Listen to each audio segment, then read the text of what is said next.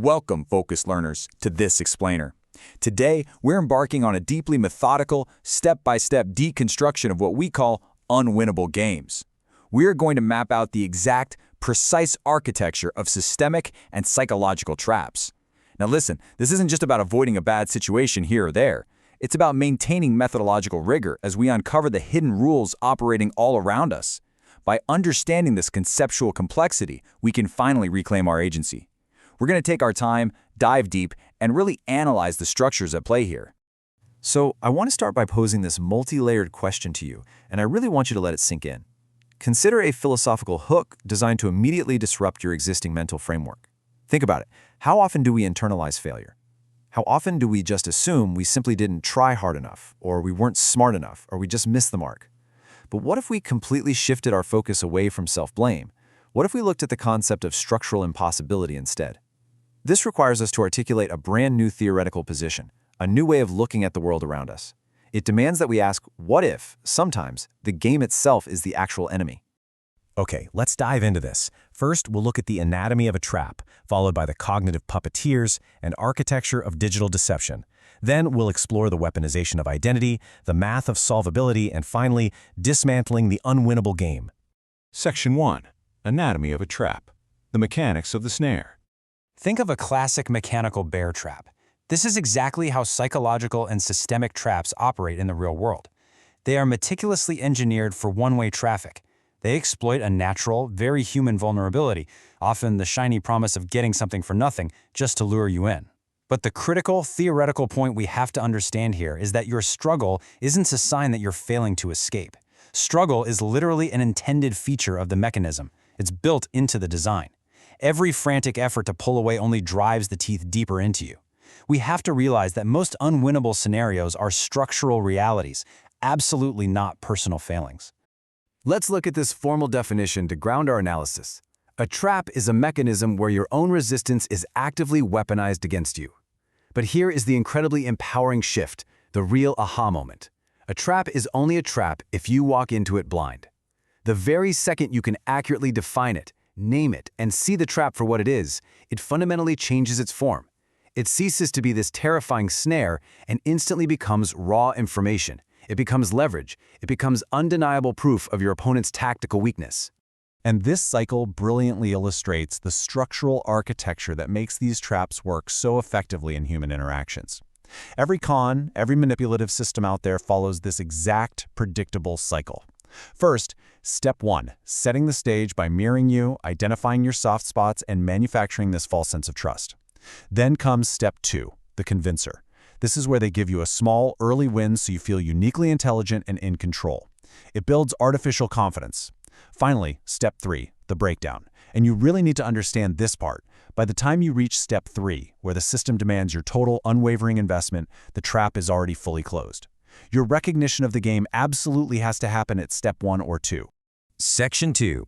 The cognitive puppeteers. Exploiting the mind's wiring. Now we're getting into the invisible strings pulled by cognitive puppeteers. Have you ever found yourself digging a hole deeper and deeper just to justify the effort you've already put in? That's the sunk cost fallacy. Or maybe you've clung to a bad situation because change just felt way too risky. That's status quo bias. Antagonists exploit these deeply wired cognitive biases with surgical precision. But they also use external, aggressive tactics. Things like loaded questions, which are just weapons completely disguised as a normal conversation. Or outright verbal abuse, designed to just drain your emotional energy. Why do they do this? Because they literally cannot match your clarity in a fair fight. So when faced with this, erecting a boundary, like simply saying no, walking away, or literally just putting on headphones and listening to music, that isn't weakness. That is a highly effective, analytically sound way to protect your nervous system and categorically refuse their manipulative frame. Now, what's really interesting here is how we completely flip the script. When you refuse to play by their rules and reject their frame, how the antagonist reacts is incredibly revealing. Look at this breakdown. If they escalate the attack, it diagnostically means they desperately needed control, which completely exposes their pressure points. If they retreat, it means they fundamentally feared your clarity, revealing their deep insecurities. If they change tactics, it proves you disrupted their pattern, and that becomes a forecasting tool for you. We are methodically reframing an attacker's behavior. It's no longer a threat. It's purely diagnostic data. This shift is absolute magic. It moves you immediately from a state of victimhood directly into a state of analytical mastery. Section 3, Architecture of Digital Deception. The industrialization of the trap. So we've talked about human interaction, but digital environments have essentially industrialized the trap. They take the exact same psychological double binds we just analyzed and execute them at a staggering global scale. Think about the apps and platforms you use daily. These interfaces are engineered with brutal mathematical precision to induce cognitive overload. They're designed to force you into high-pressure choices where every single path leads to a loss of your time, your money, or your personal data. If it feels overwhelming, that's because it was mathematically designed to be exactly that. To combat this, we need to ground ourselves in these 4 foundational truths of digital self-defense. First, we have to acknowledge that digital harm isn't just paranoia. It is real, it is heavily documented, and it is deliberately engineered. Second, you are up against teams with massive budgets whose sole incentive is to keep you caught in algorithmic pressure loops. But here's the good news. Truths 3 and 4. We have the power to reduce this harm, and it starts with vocabulary and awareness. A clear path to digital autonomy begins simply by naming the trap. Just having the word for what's happening to you instantly breaks about 80% of its psychological power. So we give these digital traps names so we can spot them in the wild. We call them dark patterns. These are deceptive user interface tactics. A great example is confirm shaming. This is where the button to decline a service says something ridiculous like, "No thanks, I hate saving money and being smart." It actively weaponizes your own self-image against you. Or consider forced continuity, which is commonly known in the industry as the Roach Motel. This is where signing up for a subscription takes one easy click, but canceling requires phone calls during specific hours, endless wait times, and arguing with retention specialists. It's incredibly easy to get in, but structurally impossible to get out. Section 4. The weaponization of identity. Transcending projected narratives. Now we're moving to a deeply personal structural layer. This is a complex but absolutely crucial dynamic to understand. For those of you who operate with deep, honest strength and maybe have a naturally protective nature, you might find that people eventually, and seemingly inexplicably, turn on you. Gently, we have to analyze this and understand that this is a highly predictable human pattern. When people who haven't done their own inner work are suddenly faced with raw, intense reality and true strength, they often panic. Their internal fear transforms outward into anger, and they might even label you as evil or aggressive. You must realize, logically and analytically, that this is a reflection of their inability to face their own weakness. It is absolutely not a reflection of your character. There is a stark, mathematically clear contrast between an assigned narrative and a self-authored identity. On the left side, you have the assigned narrative. This includes things like racial misidentification, implicit bias, stereotypes, and microaggressions.